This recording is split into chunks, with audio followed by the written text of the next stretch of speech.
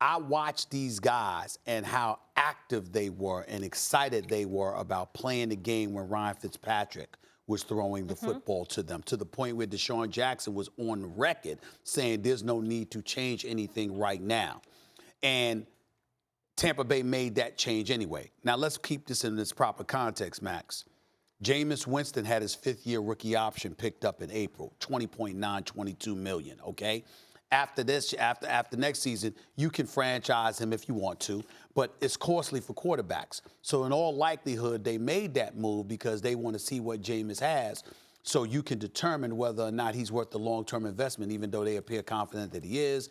The Glazers family obviously speaks very, very highly of him, talks about him being a role model inside the locker room and outside in terms of his community work. Not a role model in terms of his actions, we know that, but in terms of his work within the community, and since he's arrived in Tampa, they swear that he's been a model citizen in their eyes. So it was a tricky situation, and we got to ask ourselves the question, did you make the decision to bench Ryan Fitzpatrick and put Jameis in because of his contract, and because of the investment that you made in him, and because of the investment you're thinking of making in him long term? Or did you make that decision because you really, really believe in your heart that he's the better of the two? I'm looking at those guys on the field yesterday, and I don't see a bunch of guys on offense that appear convinced that the better quarterback is behind center for the Tampa Bay Buccaneers. And that's why I'm sitting there and I'm saying, I really don't know the answer to this question, but that's how it's looking right now.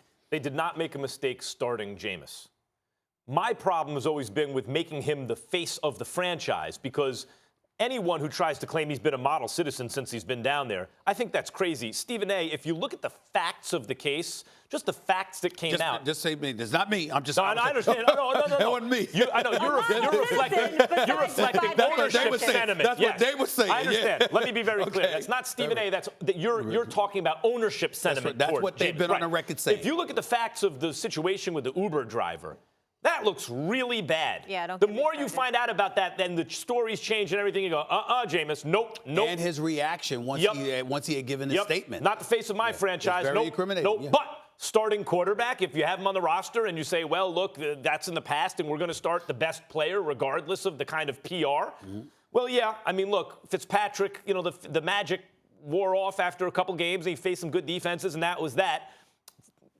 I think Fitzpatrick, when he's going well, shows you what a competent quarterback can do with the weapons, can do with Mike Evans and Deshaun Jackson and O.J. Howard and even Brate. And they have great receivers everywhere you look. Now, in terms of Jameis Winston's actual performance, look, he had to get his feet wet, and it took some doing, and he made some mistakes, but overall put up big numbers. But it was kind of a typical NFC South type of shootout game. And when you look at the division, the reason I really said earlier they should move on from Jameis Winston, I do not think he's worth a huge contract, both because of his behavior off the field, but also because of his accuracy down the field. He's guys like Blake Bortles, Jameis Winston, Mitch Trubisky, the kind of guys, big, strong, athletic guys with big arms, but they're not that accurate down the field. I believe those are dead-end players. When you look at the NFC South, you want Drew Brees all day. You want Matt Ryan? As I said, throughout his career, I'd say he's a B+, but he can deliver the ball accurately.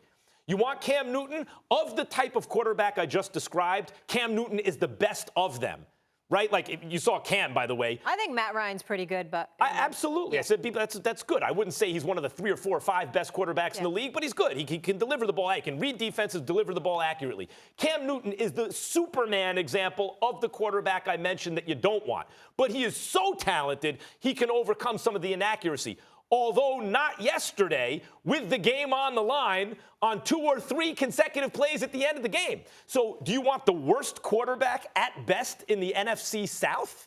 If I were the Bucs, I would say no. Well, let's pump the brakes in this regard. If you recall, and I'm not talking about Ryan Fitzpatrick's history, because I understand that when he stunk up the joint in the first half against the Chicago Bears and ultimately got benched, that was all of us saying that's Ryan Fitzpatrick reverting back to Ryan Fitzpatrick. But he had 3 400-plus yard games.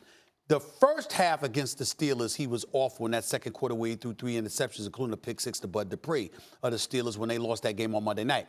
But the second half, he threw 2 touchdown passes, including the Godwin and Evans. He played lights out, threw for 411 yards for the game on 50 attempts. So basically what we're talking about, in 4 games, that Ryan Fitzpatrick played, or 3.5, he had 2 bad quarters. He had a bad second quarter against the Steelers. That's fair. He had a bad first half against the Chicago Bears. Awful. That's awful. That's it. That's all. 2 games plus the second half against the Steelers, he balled. So when we look at it from that perspective, and then we're thinking about Winston, I'm not saying this in terms of my beliefs. I'm saying what I'm seeing from those guys that were playing with Jameis Winston yesterday. I detected that you saw guys on the field that felt like we've been in a better situation this season thus far. You know what? This brother's here because he's our quarterback. They invested the money in him. $20 million he's guaranteed, injury guaranteed, for next season.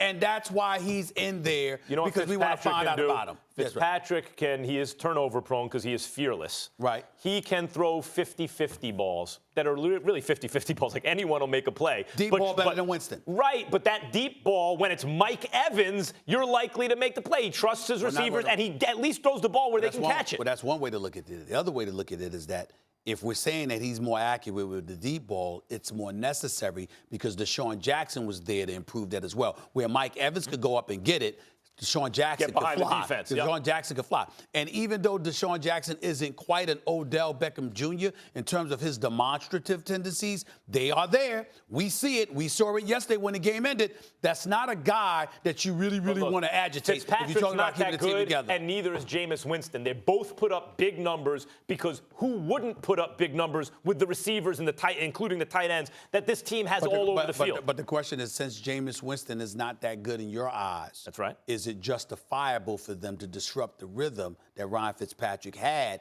for somebody who's not just Yes, that I good? believe so. I think Ryan Fitzpatrick had hit a wall in spite of the evidence you presented that suggested that's as good as he's going to do. Okay, and to be honest with you, nobody can be definitive because we all have our trepidation about Ryan Fitzpatrick.